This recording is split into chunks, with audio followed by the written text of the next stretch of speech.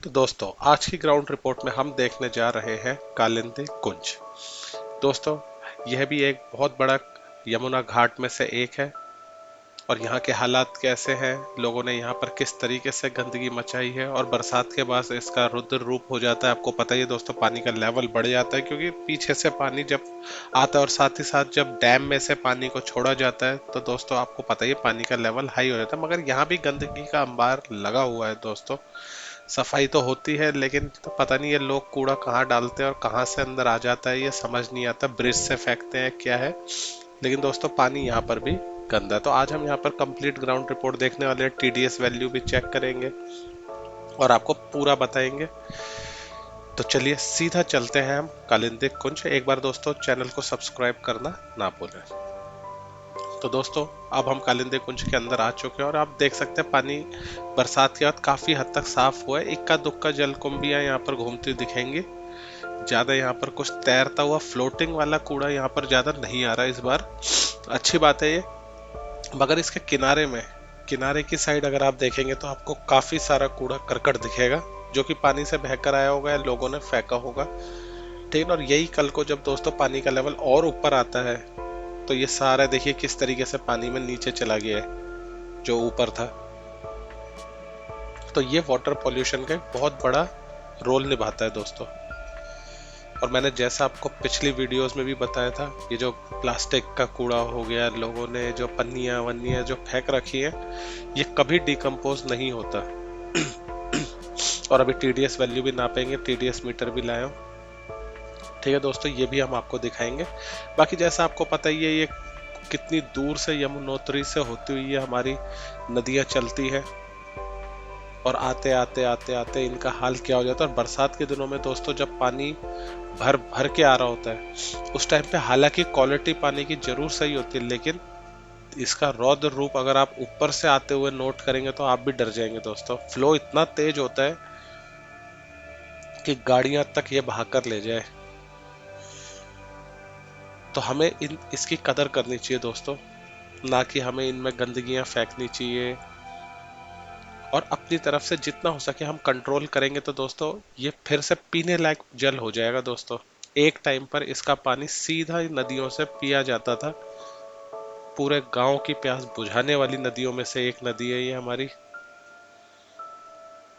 लेकिन आज की डेट में इसकी हालत क्या हो गई है अब क्या बताऊं आपको दोस्तों।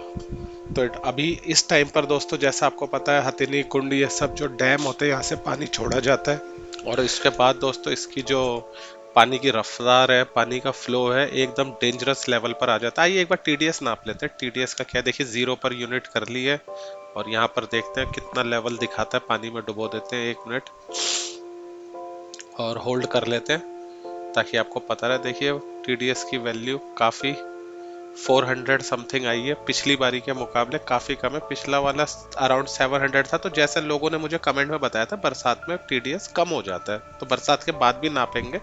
लेकिन दोस्तों देखिए जलकुंभी और गंदगी किनारे पे बहुत सारी है और इसको सफाई करवाने में सरकार को बहुत मुश्किल आने वाली है दोस्तों, क्योंकि एक तरफ से सफाई होती है, एक तरफ से गंदगी डलती है।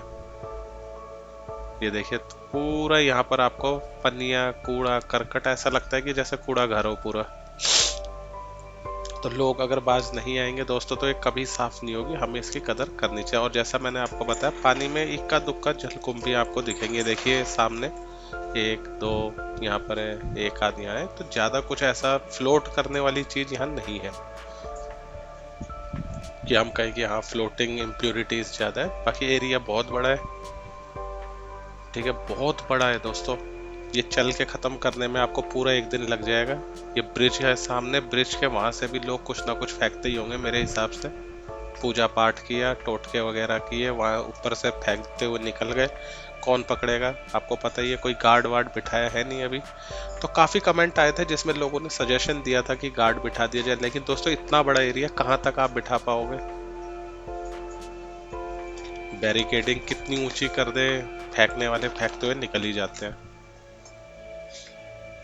तो ये तैरते हुए सारा किनारे पे जमा होता रहता है। ये देखिए किस तरीके से तैरता हुआ है छोटा मोटा किनारे पे। और ये दूसरी साइड आए हैं, वहां पर भी देखिए कितना अंबार लगा हुआ है। और अभी जैसी और थोड़ा पानी का लेवल हाई होगा ये भी उसमें चला जाएगा सारा का सारा। और इस बार तो यहाँ पर सॉलिड वेस्ट भी बहुत सारा है दोस्तों, बड़े बड़े पत्थर,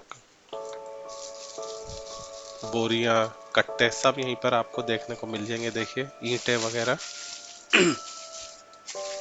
तो जैसा मैंने बताया था, ये बरसात है तो पानी का फ्लो तेज आता है। और आपने सुना होगा गांव गांव में बाढ़ जैसी सिचुएशन भी हो जाती है। तो सबसे पहला हमारा जो टारगेट होना चाहिए दोस्तों ये कि यहाँ पर जो ये गंदगी वगैरह फेंकी गई है ये दोबारा से अगर एक बार साफ हो जाए तो दोबारा ना आए, उसके ऊपर हमारा मेन टारगेट होना चाहिए इस टाइम पे। और उसके लिए आपके भी कोई सजेशन है तो आप हमें बताएं। फाइन, देखिए फाइन इम्पोज किया तो जा सकता है, लेकिन आपको पता है 100-200 दे के बंदे जैसे छुड़ जाते हैं कई बार, और ढंग से उसको लागू करना मुश्किल हो जाता है। अब जैसे वो ब्रिज जा रहा है दोस्तों, अब ब्रिज के वहां कहाँ तक आप रोक पाएंगे? मान लीजिए कोई बाइक में आया, चलते चलते हाथ से फेंकते हुए निकल गया, अब उसमें कैसे आप उसको पकड़ेंगे?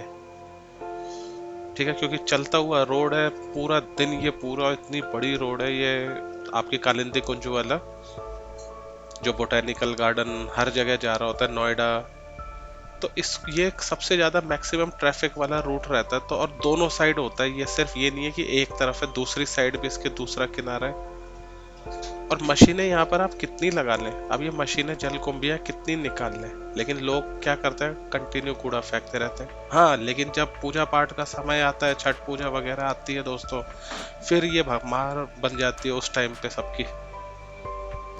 उस टाइम पे दूर दूर से लोग ट्रैवल करके यहाँ पर पूजा पाठ करने आते हैं कि अब, लेकिन वो ये नहीं सोचते कि इन पूजा पाठों का फायदा क्या होगा अगर एक तरफ आप गंदा कर रहे हो और एक दिन के लिए आप इसके भक्त बन गए। तो वही वाली बात हो गई कि जब इंडिया पाकिस्तान का मैच होता है तो पूरा इंडिया देशभक्त बन जाता है। तो ऐसी पूजा पाठ का कोई फायदा नहीं है जब एक तरफ से गंदगी डालते रहो और दूसरी साइड से उसमें साफ सफाई कितनी कर लो वो कभी साफ ही नहीं होती। तो अभी जब छठ आएगी आप देखेंगे यहाँ पर पूरी जमावट होगी पब्लिक की और डबल गंदगी करके जाएंगे वो। तो हमें दोस्तों इनको प्रिजर्व करने के कुछ ना कुछ तो उपाय ढूंढने ही पड़ेंगे,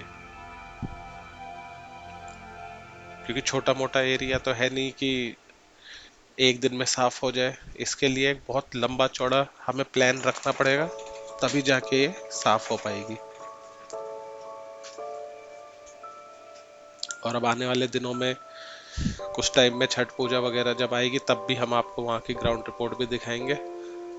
और सिर्फ एक घाट की हाल नहीं है दोस्तों, आप किसी भी घाट पे चले जाइए आपको हर जगह इसी तरह की गंदगी देखने को मिलेगी। और इसका सबसे बड़ा कारण हम पब्लिक,